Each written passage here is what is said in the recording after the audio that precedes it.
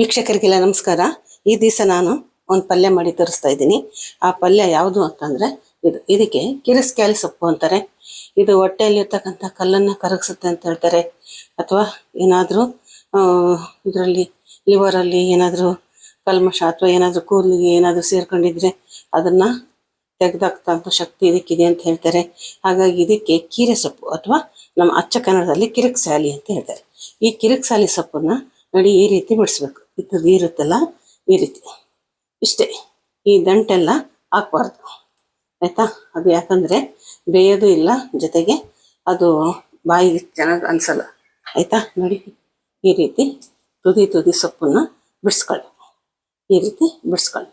ಈ ರೀತಿ ಬಿಡಿಸಿರ್ತಕ್ಕಂಥ ಒಂದು ಸೊಪ್ಪನ್ನು ನಾನು ಒಂದು ಕಂತೆ ಸೊಪ್ಪು ಆಯಿತಾ ಬಿಡಿಸ್ಬಿಟ್ಟು ತೊಳೆದ್ಬಿಟ್ಟು ನೋಡಿ ನೀಟಾಗಿ ಒಂದು ಹೆಚ್ಕೊಂಡಿದ್ದೀನಿ. ಸಾಮಾನ್ಯವಾಗಿ ಹೆಚ್ಚಲ್ಲ, ಹಳ್ಳಿ ಇದು ಊರುಗಳ ಕಡೆಯೆಲ್ಲ ಹೆಚ್ಚಲ್ಲ. ಹಾಗೆ ಡೈರೆಕ್ಟಾಗಿ ತುದಿ ಬಿಡಿಸ್ಕೊಂಡ್ಬಿಟ್ಟು ಒಂದು ಡೈರೆಕ್ಟ್ ಒಗ್ಗರಣೆಗೆ ಹಾಕ್ತಾರೆ. ಆದರೆ ನಾನು ತುಂಬ ದೊಡ್ಡದಾಗುತ್ತೆ ಅಂತೇಳಿ ಸ್ವಲ್ಪ ಹೆಚ್ಚಿದ್ದೀನಿ ಆಯಿತಾ. ತೊಳೆದ್ಬಿಟ್ಟು ಈ ಕಿರಿಕ್ಸಾಲಿ ಸೊಪ್ಪನ್ನು ಹೆಚ್ಚಿದ್ದೀನಿ. ಈಗ ಒಗ್ಗರಣೆ ಮಾಡುವ.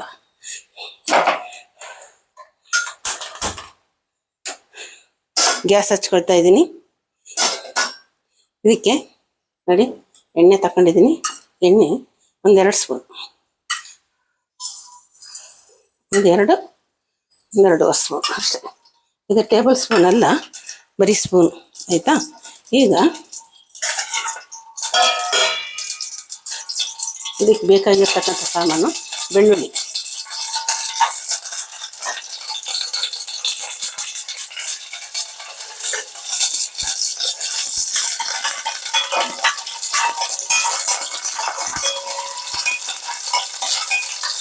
ಇದಕ್ಕೆ ಖಾರ ಏನು ಹಾಕೋದಿಲ್ಲ, ಬರೀ ಬೆಳ್ಳುಳ್ಳಿ ಮತ್ತು ಈರುಳ್ಳಿ ಆಯಿತಾ. ಈಗ ಹಸಿಮೆಣಸಿನ್ಕಾಯಿನೂ ಸಹ ಹಾಕೋದಿಲ್ಲ ಇದಕ್ಕೆ. ನೋಡಿ ಇದಕ್ಕೆ ಬೆಳ್ಳುಳ್ಳಿ ಹಾಕಿದ್ದೀನಿ. ಬೆಳ್ಳುಳ್ಳಿ ಚೂರು ಕೆಂಪಾಗಲಿ. ಬೆಳ್ಳುಳ್ಳಿ ಕೆಂಪಾಗಿ ಹಾಕಿದ್ದ ಹಾಗೆ ನೋಡಿ, ಇನ್ನು ಬೆಳ್ಳುಳ್ಳಿ ಕೆಂಪಾಗಿಲ್ಲ ಆಯಿತಾ.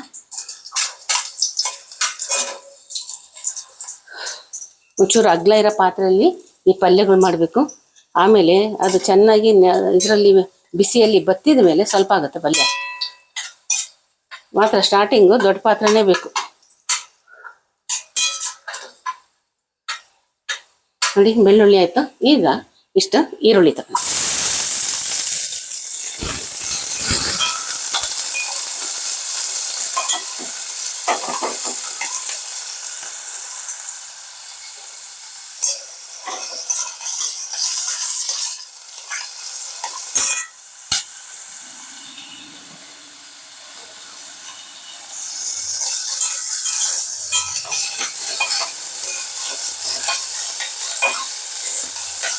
ಈರುಳ್ಳಿ ಸ್ವಲ್ಪ ಬಾಡಲಿ ಆಯಿತಾ.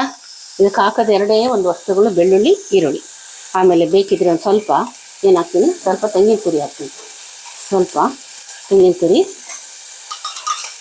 ನೋಡಿ, ಒಂದು 2 ಸ್ಪೂನ್ ಅಷ್ಟಿದೆ ತೆಂಗಿನ ತುರಿ. ಮೇಲೆ ಸುಮ್ಮನೆ ಅಲಂಕಾರಕ್ಕೆ ತೆಂಗಿನ ತುರಿದು ಅವಶ್ಯಕತೆ ಇಲ್ಲ, ಹಾಗೆ ಮಾಡೋದಿದು. ಈಗ ನೋಡಿ ಪುಡಿ ಉಪ್ಪು, ಸ್ವಲ್ಪ ಪುಡಿ ಉಪ್ಪು ಹಾಕ್ತೀನಿ ಒಂಚೂರು ಒಗ್ಗರಣೆಗೆ. ಈರುಳ್ಳಿ ಚೆನ್ನಾಗಿ ಉಪ್ಪನ್ನು ಇಟ್ಕೊಳ್ಳಿ ಅಂತ ಅಷ್ಟೇ.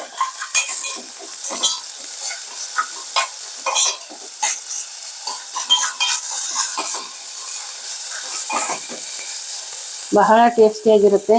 ಖಾರನೂ ಬೇಡ, ಅದಕ್ಕೆ ನೆಂತ ಬೇಡ, ಬರೀ ಕೇವಲ ಬೆಳ್ಳುಳ್ಳಿ ಮತ್ತು ಈರುಳ್ಳಿಯಲ್ಲಿ ಅಷ್ಟು ಚೆನ್ನಾಗಿ ಅನಿಸುತ್ತೆ ಇದು ಪಲ್ಯ ಆಯಿತಾ. ಇದು ಪಲ್ಯನ ಖಂಡಿತ ತುಂಬ ಚೆನ್ನಾಗಿರುತ್ತೆ. ಇದನ್ನು ಮಾಡಲೇಬೇಕು. ಆದರೆ ಏನು ಒಂದು ಇದು ಕಷ್ಟ ಅಂತಂದರೆ ಬಿಡಿಸೋದೇ ಒಂದು ದೊಡ್ಡ ಕಷ್ಟ ಆಯಿತಾ. ಈಗ ಸೊಪ್ಪು ಹಾಕ್ತಾಯಿದ್ದೀನಿ.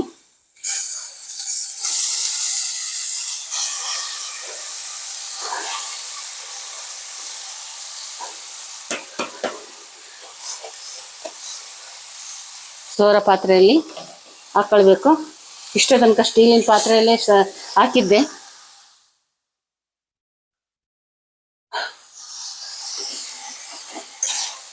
ಈಗ ಅದನ್ನು ಪ್ಲಾಸ್ಟಿಕ್ಕಿಗೆ ಬದಲಾಯಿಸ್ಕೊಂಡಿದ್ದೀನಿ. ಯಾಕೆ ಅಂದರೆ ದೊಡ್ಡ ಪರಾತ ತರ ಇದೆ ಅದು ಸೋರಪಾತ್ರೆ.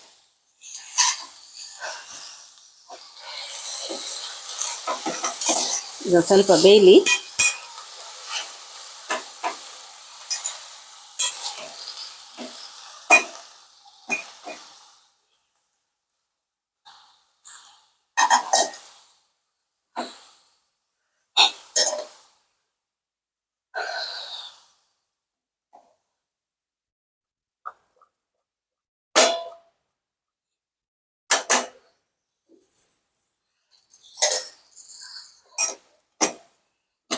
ಸ್ವಲ್ಪ ಬೇಯಲಿ ಆಯ್ತಾ.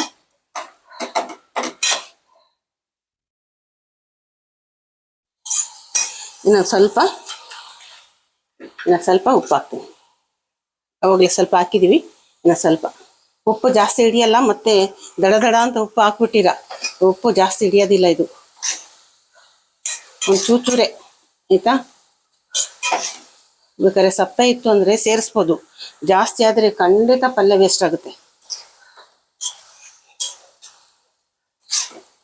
ಒಂದು ಸ್ವಲ್ಪ ಹೊತ್ತಿಗೆ ಬೇಯ್ದು ಬಿಡುತ್ತೆ, ಯಾಕೆಂದ್ರೆ ಇದು ಬಲ್ತಿಲ್ಲ ಸೊಪ್ಪು, ತುಂಬಾ ಎಳೆದಿದೆ ಸೊಪ್ಪು.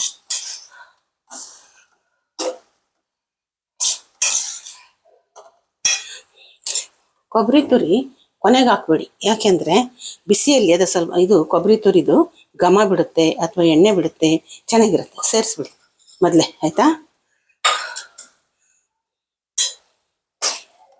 ನೋಡಿ ಎಷ್ಟು ಚಂದ ಕಾಣಿಸುತ್ತಲ್ವಾ ಪಲ್ಯ, ಗ್ರೀನ್ ಆಗಿರುತ್ತೆ ಅಲ್ವಾ. ಇನ್ನು ಊರುಗಳ ಕಡೆ ಎಲ್ಲ ಹೆಚ್ಚದೇ ಇಲ್ಲ, ತುದಿ ಬಿಡಿಸ್ಕೊಂಡು ಹಾಗೆ ಪಲ್ಯ ಮಾಡೋದಿದ್ದು. ಕಿರ್ಸ್ಕಾಯಿ ಸೊಪ್ಪು ಅಂದರೆ ಅಷ್ಟು ಫೇಮಸ್. ಚಪಾತಿಗೆ, ರೊಟ್ಟಿಗೆ, ಅನ್ನ ಜೊತೆಗೂ ತಿನ್ಬೋದಪ್ಪ, ಆದರೆ ಜಾಸ್ತಿ ರೊಟ್ಟಿ ಮತ್ತು ಚಪಾತಿಗೆ ಮ್ಯಾಚ್ ಆಗುತ್ತೆ.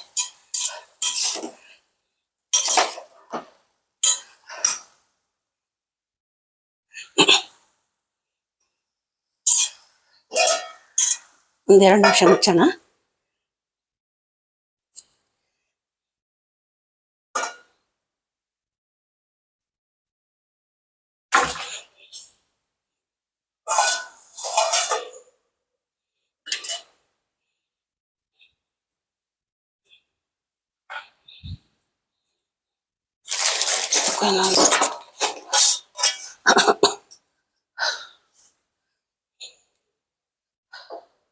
ನೋಡಿ ವೀಕ್ಷಕರೇ, ದೊಡ್ಡ ಪರತ ಸೋರ ಪಾತ್ರೆ ಅಂದರೆ ಈ ರೀತಿ ಸ್ಟೀಲಿಂದ ಇದ್ರಲ್ಲಿ ಹಾಕಿಟ್ಟಿದ್ದೆ, ಮತ್ತೆ ಪ್ಲಾಸ್ಟಿಕ್ ಉಪಯೋಗಿಸ್ತೀರಾ ಅಂತ ಅನ್ಬೇಡಿ, ಸ್ಟೀಲಿಂದ್ರಲ್ಲಿ ಹಾಕಿದ್ದೆ. ಆಮೇಲೆ ಇದು ಇಲ್ಲಿ ಇಡೋದಕ್ಕೆ ಜಾಗ ಇಲ್ಲ ಅಂತೇಳಿ ಪ್ಲಾಸ್ಟಿಕ್ ಬುಟ್ಟಿಗೆ ಒಂದು ಟ್ರಾನ್ಸ್ಫರ್ ಮಾಡಿದೆ ಆಯ್ತಾ.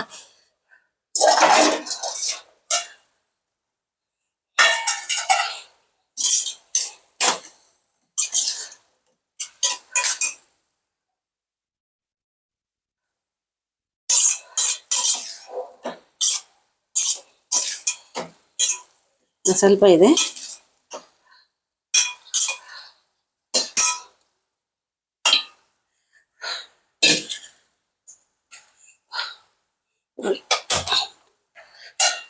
ಇದು ಈ ಕಡೆ ಸಿಮ್ಮಲ್ಲಿ ಇಟ್ಟಿರ್ತೀನಿ, ಇದು ಬೇಯ್ತಾ ಇರಲಿ ಸ್ವಲ್ಪ ಆಯ್ತಾ. ಈಗ ನಿಮಗೆ ಇನ್ನೊಂದು ಏನು ಅಂತಂದ್ರೆ,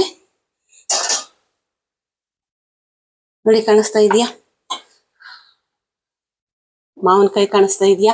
ಈ ಮಾವಿನಕಾಯಿಯಿಂದ ದಿಢೀರ್ ಅಂತ ಬೇಗ ಉಪ್ಪಿನಕಾಯಿ ಅಂದ್ರೆ ಇನ್ಸ್ಟೆಂಟ್ ಉಪ್ಪಿನಕಾಯಿ ಅಂತೀವಲ್ವಾ, ಹಾಗೆ ದಿಢೀರ್ ಅಂತ ಮಾಡ್ತಿದ್ದೀನಿ. ಇದು ಹೊಟ್ಟೆ ತೆಗ್ದಿದ್ದೀನಿ.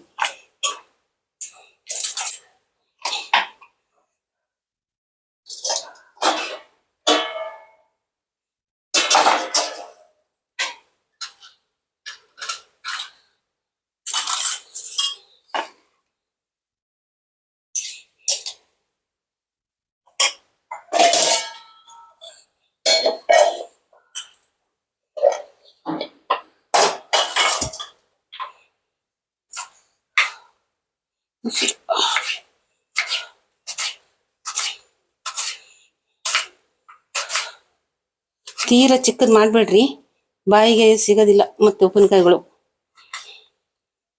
ಒಂಚೂರು ಹಂಗಿರ್ಲಿ ದಪ್ಪ ಆಯ್ತಾ, ತೀರಾ ದೊಡ್ಡದು ಅಲ್ಲ ತೀರಾ ಚಿಕ್ಕದು ಅಲ್ಲ, ಒಂದು ಮೀಡಿಯಂ ಸೈಜಲ್ಲಿ ಮಾವಿನಕಾಯಿನ ಇದು ಗಿಣಿಮೂತಿಕಾಯಿ, ಇದು ಉಪ್ಪಿನಕಾಯಿ ಮಾವಿನಕಾಯಿ ಅಲ್ಲ, ಗಿಣಿಮೂತಿ ಮಾವಿನಕಾಯಿ. ಸ್ವೀಟ್ ಆಗಿರುತ್ತೆ, ಅಷ್ಟೊಂದು ಹುಳಿ ಇರೋದಿಲ್ಲ ಅಂತ ಇದು ತಗೊಂಡಿದ್ದೆ.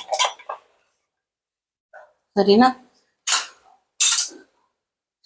ನೋಡಿ, ಒಂದು ಮಾವಿನಕಾಯಿ ತಗೊಂಡಿದ್ದೀನಿ ಆಯ್ತಾ.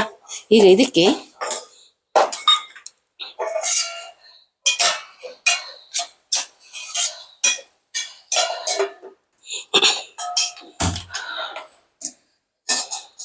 ಈ ಉಪ್ಪಿನಕಾಯಿಗೆ ಆಯ್ತಾ ಸ್ವಲ್ಪ ಎಣ್ಣೆ ಕಾಯಿಸೋಣ ಅಷ್ಟೇ.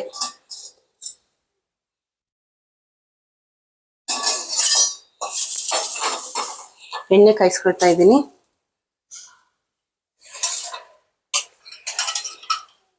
ನೋಡಿ, 1 ಸ್ಪೂನು, 2 ಸ್ಪೂನು, 1 2.5 ಸಾಕಪ್ಪ ಅಷ್ಟೇ ಆಯ್ತಾ. ಅದು ಎಣ್ಣೆ ಕಾಯ್ತಾ ಇರಲಿ. ಈ ಒಂದು ಉಪ್ಪಿನಕಾಯಿಗೆ ನೋಡಿ, ಈಗಾಗಲೇ ಮಾವಿನಕಾಯಿದು ಹೆಚ್ಚಿಟ್ಟಿದ್ದೀನಲ್ವಾ, ಇದಕ್ಕೆ ಪಾತ್ರೆಗೆ ಹಾಕೊಳ್ತಾ ಇದ್ದೀನಿ. ಇದಕ್ಕೆ ಬೇಕಾಗಿರ್ತಕ್ಕಂಥದ್ದು ನೋಡಿ, ಖಾರ ಮತ್ತು ಉಪ್ಪು ಆಯ್ತಾ.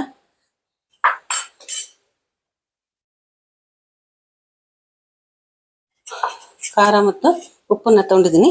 ಈಗ ನೋಡಿ, ಇದು ಎಣ್ಣೆದು ಆಫ್ ಮಾಡ್ತಿದ್ದೀನಿ. ನೋಡಿ, ಒಂದು ಅರ್ಧ ಸ್ಪೂನು, ಇನ್ನೊಂದು ಅರ್ಧ ಸ್ಪೂನ್ ಉಪ್ಪು. ಅದಾದಮೇಲೆ ಖಾರದ ಪುಡಿ ಆಯಿತಾ, 1 ಸ್ಪೂನು ಆಯಿತಾ, 1.5 ಸ್ಪೂನ್ ಇದಿಷ್ಟು ಖಾರದ ಪುಡಿ. ಜೊತೆಗೆ ಚೆನ್ನಾಗಿ ಖಾರ ಉಪ್ಪು ಎಲ್ಲ ಚೆನ್ನಾಗಿ ಕಲಸಿ, ಆಮೇಲೆ ಸ್ವಲ್ಪ ಇದು ಬಿಸಿ ಮಾಡಿರ್ತೀವಲ್ಲ ಆ ಎಣ್ಣೆ, ಅದನ್ನು ಹಾಕ್ಬಿಡ.